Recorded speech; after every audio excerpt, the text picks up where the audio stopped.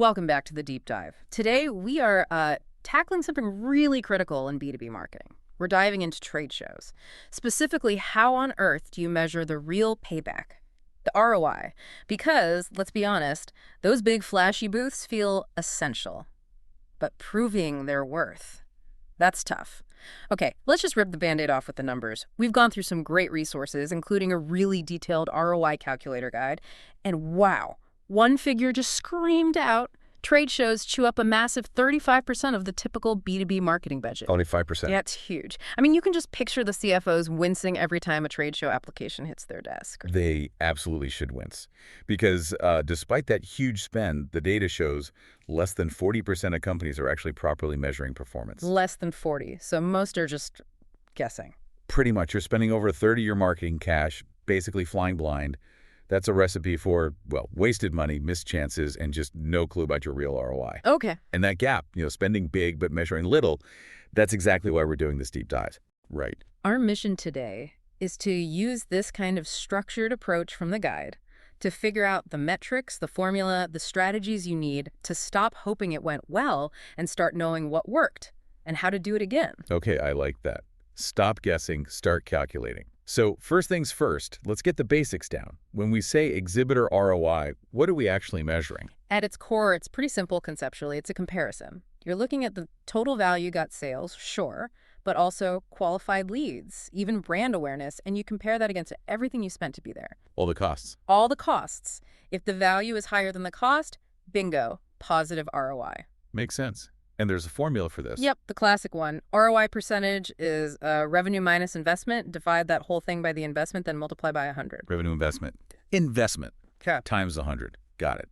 If you can pin down those two numbers accurately, the revenue generated and the total investment, you've basically solved it. So whose job is this then? Is it just for the finance folks crunching spreadsheets? Oh, definitely not. That's the beauty of it. Yeah. Clear ROI metrics help pretty much everyone involved. Okay. Think about it. Stand builders can use it to show clients, hey, our design actually delivered business value.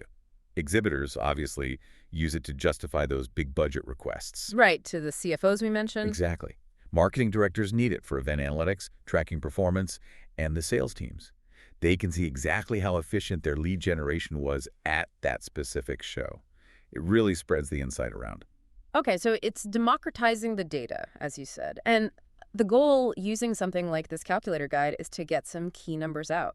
Yeah, the guide focuses on spitting out things like the overall total ROI percentage, naturally, but also crucial metrics like cost per lead. Ah, the CPL, always important. Revenue per visitor, which is interesting, and your lead or sales conversion rates. All of this then feeds into actionable strategic recommendations. Strategic recommendations, love it.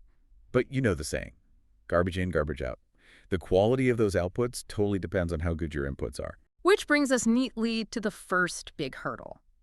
Tracking the investment part accurately, we need to talk costs. And the key seems to be tracking everything, not just the obvious stuff. That's spot on. Step one in the guide is inputting all exhibition costs. People usually get the direct costs, the big ones. Like the stand itself. Oh. Design, construction. Exactly. Stand design build, the space rental fee, staffing costs for the booth, materials, any tech you rent, logistics, setup, tear down. The stuff you get clear invoices for. Right. Easy to track, mostly. But the guide really flags these indirect costs as the place where companies mess up. What falls into that bucket? Because this seems critical. It is critical. This is where the accuracy really comes in. These indirect costs are often about time and effort, things that don't have a neat invoice line. Like Staff travel and accommodation, for sure, but also the budget spent on pre-show marketing to drive traffic. Huh? And this big one. The cost of the resources you dedicate to lead, follow-up after the show. Ah, okay. So, the sales team's time chasing those leads? Precisely. Their time, maybe even specific marketing automation costs for follow-up. And don't forget the team's training and preparation time before the show even starts. That's a real cost to the business. That follow-up point. That changes the calculation significantly, doesn't it? Yeah. Because if you ignore that, your investment number looks smaller than it really is. Exactly. And your ROI looks artificially inflated. Which could lead to bad decisions down the line. Huge bad decisions. And get this, the guide highlights a really critical finding. Companies that track all these costs, including staff time and follow-up, get ROI figures that are 40% more accurate than those just tracking the direct stand costs. 40%, that's not a small margin of error. It's massive. Imagine basing next year's big budget decision on a number that could be off by 40%. You're basically gambling. Okay, message received loud and clear. Track everything, especially the indirect stuff like follow-up. So let's say we've got our accurate investment figure. Now we need the revenue or value side. Step 2, performance metrics. What are we tracking on the show floor? You need details here. Granularity is key. You're logging the basics, like total booth visitors, just raw foot traffic. Right. But more importantly, the number of qualified leads generated. The difference being crucial. Absolutely. Then there are the admin metrics, like how many business cards did you actually collect, how many meetings were scheduled right there at the booth, and then the outcomes. Sales closed that originated from the show, the average deal value of those sales, Okay. and even softer metrics like estimated brand impressions or reach, if you can quantify that. Right, so a whole range of data points. We feed all that in, along with our accurate costs, and the system does the math. Now, for the payoff, step 3 is the analysis, comparing our results. What do the benchmarks say? What's considered good? This is where it gets really useful, putting your numbers in context. The sources suggest that for successful exhibitors, people really nailing it, the average trade show ROI is typically in the 250% to 300% range. Wow, so more than double or triple your investment back. Yep. And generally, if you're hitting anywhere between 200% and 400%, that's considered a strong performance. Basically, getting 2 to 4 over back for every euro you put in. Okay, 200 to 400% is the target zone. What about efficiency, like that cost per lead metric? Yeah, CPL. It varies a lot by industry, as you'd expect. But a general benchmark seems to be around $50 to $200 per lead at a trade show. How does that compare to, say, digital leads? Good question. Digital marketing CPL is often lower, maybe 30 to 150 euro. But this is but trade show leads are often perceived as higher quality, people you actually met face-to-face. Right, more qualified, perhaps. Potentially, and that's reflected in the conversion rates. A solid lead conversion rate from a trade show, meaning lead captured to sale closed, is benchmarked around 15% to 25% if you've done things well. 15 to 25% conversion, okay. And when the analysis runs, it doesn't just give you CPL. It should also calculate your cost per acquisition, CPA, the total cost to actually win the customer. That's vital. CPL just gets you the contact. CPA tells you if acquiring them was ultimately profitable from that channel. CPL versus CPA, important distinction. So the numbers are crunched. We have our ROI, our CPL, CPA. Now what? Step 4 is about using this, right? Optimization. How does this data help us do better next time? Yeah, this is where the rubber meets the road. The analysis isn't just a report card, it's a roadmap. The guide points to sort of 3 main levers you can pull. Okay. 1, reduce your CPL. You could do this by tweaking your stand design for better engagement, maybe attracting fewer tire kickers and more actual prospects. Makes sense. Better targeting on the floor. 2, improve the quality of leads through smarter pre-show targeting. Reach out to the right people beforehand so they seek you out. Pre-qualification. And 3, this one seems like low-hanging fruit operationally. Boost your conversion rates with really disciplined, prompt follow-up. Don't let those leads go cold. That follow-up theme again, it seems crucial at every stage. And seeing this work in practice is powerful. The case studies really bring it home. They do. Take case study 1, a software company.